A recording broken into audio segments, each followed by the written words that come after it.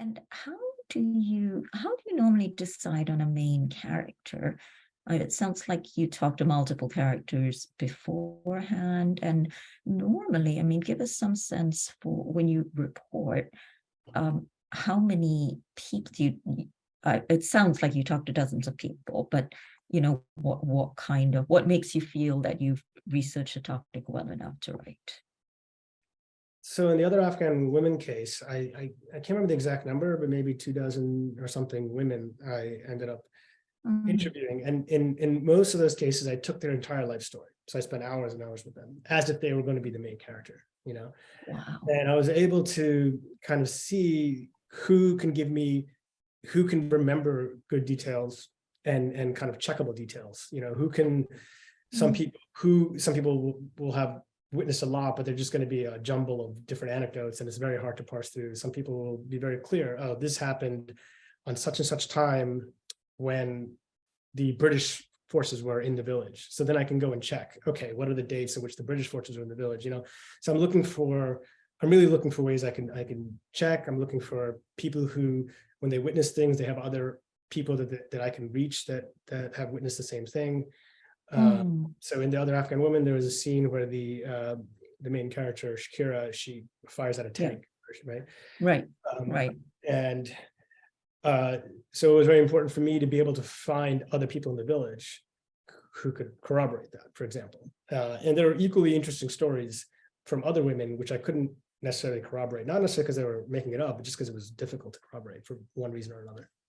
So you chose one that you could corroborate. Also, how do you handle, I mean, your stories are very vivid and you sometimes rely on direct quotes. How do you get that? And how do you basically build in enough rigidity to know that you can use a quote like that? Do you check it with several people? What do you do? Direct quote in the sense of like something she yelled, or right. yeah. It depends what it is. I mean, if it's something obvious that she yelled, I'll probably just take her word for it. But if it's something that it seems like it could be, contentious, or it's something that seems like it could be like said a different way, then I would probably need to check it. Yeah. Especially if it's dialogue with the second person. Yeah. That Yeah. kind of thing. Then you would. Yeah. What's the biggest challenge that you faced? It sounds like you faced a fair number, but what would you say is the biggest challenge you face, or the biggest challenge that you face every time in trying to craft a narrative in these areas that are difficult to get into and difficult to access? There's a lot of challenges. I mean, access. Getting into so when I went for the Other Afghan Women story, it was entirely in Taliban controlled territory. And my being able to get there was a result of 10 or 12 years of reporting on the country and having contacts, so it's hard to get access sometimes. I'm writing a book on Syria, and one of the challenges I have in that book is just that there's a lot of people who'd rather forget, a lot of Syrians, and you want to be very sensitive to not wanting to re-traumatize them, and not wanting to, to be sensitive, to be aware of what they're going through.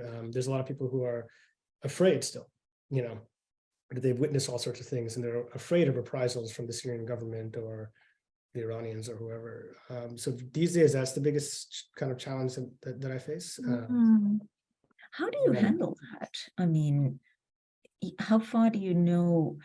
I think this is something reporters face to different degrees. When you have somebody who's traumatized, how do you know how far you can push or not? Well, I'll give an example. There's this woman that I'm writing about in my book, and after months and months of searching, I found her father. This woman has gone missing, and I found her father. And her father, I explained to him what I'm doing. He consented to the interview, and then he started to describe the last time he saw his daughter, which was she was arrested by ISIS, and ISIS had brought him in front of her cell, and they were beating her while he was forced to watch. Oh God! He was telling me the story, and he broke down crying. And when he broke down, I felt like, God, this is terrible what I'm doing. I shouldn't. And even though he agreed to the interview, so I stopped the interview at that point. And I decided that if I'm going to report on her, I'm going to do it without him. So I never interviewed him again. Wow. Did Even you though he's a use great the source. material? What's Did you that? use the material? Did you use the material that you had already gotten from him, or did you just, Yeah, in fact, I wrote and that scene into the book, basically. you read that scene? I Yeah. basically set up Yeah. interviewing him and Yeah. stopped. And I had, yeah. Oh God.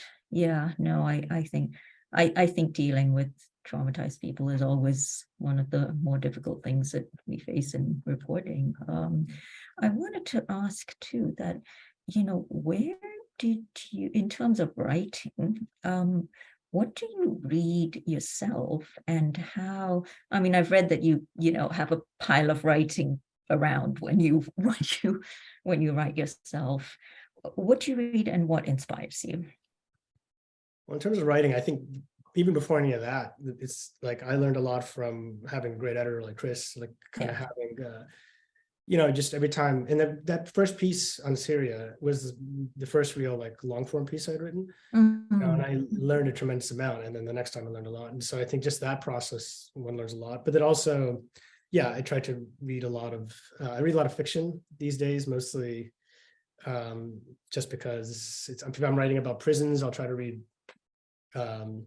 books, Prison fiction. prisons, anything to try to get my headspace into the right thing. I'm always looking for how writers dealt with certain challenges, things like how do you deal with pacing, how do you deal with withholding detail and unveiling detail in the right time. And there's a lot one can learn from great writers. So that's mostly what I do. And so I don't write anything without having like I said, a pile of writing I admire too, like I can kind of be inspired by. And you just like sort of refer to it every time you get stuck? Or when I have my daily bouts of writer's block, I'll just read good writing for a while. What's the process in terms? Do you have a daily process, and how long a day do you like? Do you have a certain period that you write for every day, or what's your process in doing that? Yeah, I try to write 1,000 words a day. I'm writing a book now, so it's not 1,000 good words, but I just try to get words down on paper, which is different. I used to be somebody who tried to get the sentence just right and then move on to the next one, but then it just takes forever. So I've learned now to throw everything on the page and sort it out later. I might try to aim for 1,000 words a day, and my day ends when the 1,000 words is reached. Doesn't matter when that is. Okay. Chris, as an editor, do you, when you're working with reporters, do you ever feel you want to go there? Very rarely. But that's the nature of some of the stuff that I'm working on. Like, I don't get to edit a lot of Hawaii travel packages. You want to go to Syria? I could. I mean, it's certainly, like, as an editor, there have been situations where I feel like I would actually be better at my job if I had more direct experience of what the reporter is seeing. I have traveled several like around the world, so there are stories where I feel more plugged in than I was, for example, on the Syria story, where I've never been to Syria. It can be an advantage, but almost the flip side of that is, like, the average reader is not going to have ever been to Syria. And so I'm basically the first reader of this story, and the writer needs to make it clear to me, get it across to me. And so insider knowledge can actually be a hindrance to some extent. Anand, your job is also, and he was very good at never making it feel like he was speaking some coded language that the reader has to decipher. It was very clearly written from the very beginning of both the stories that we worked on. That makes sense. I wanted to ask you guys one other thing, because I think people's hearts probably sank when they heard that even Anand gets only 50% of his income from writing. It's like, oh my God, if that's true for Anand, what's that like for everybody else? So, and Chris, you've talked also about how it's harder now. So I wanted to ask you guys to sort of walk a fine line between, acknowledging for people that it is harder, but also not having everyone give up hope that, that this is still a very rewarding thing to do if you can get into it. So would you guys address the sort of the two sides of that coin? Chris, why don't you start on this one? Sure. It's harder. I do think that's true. There are fewer publications, period, and there are fewer that are paying what they, they're paying enough to support the amount of effort that goes into a lot of these projects. But if you're lucky enough to get an assignment from the New Yorker or from the New York Times Magazine, and even from Harper's, which pays less than both of those places, that there will be, you do get paid for your work, and you can get your expenses paid. I think that maybe one way in that it's gotten better, and Anand might be able to speak to this better than I do, is the sort of like, now that people are no longer expecting individual publications to pick up to support an entire universe of writers, basically, there's a bigger ecosystem of other sources of funding. It's bad news in that you have to be like a real hustler as a writer to line up your travel grant, and then your some stipend, and then also get the assignment, you get the fee from there. But there are a lot of options out there for places that want to support journalism. And I mean, for example, I'm on the prize committee for an NYU reporting prize that gives a substantial grant to support this kind of work.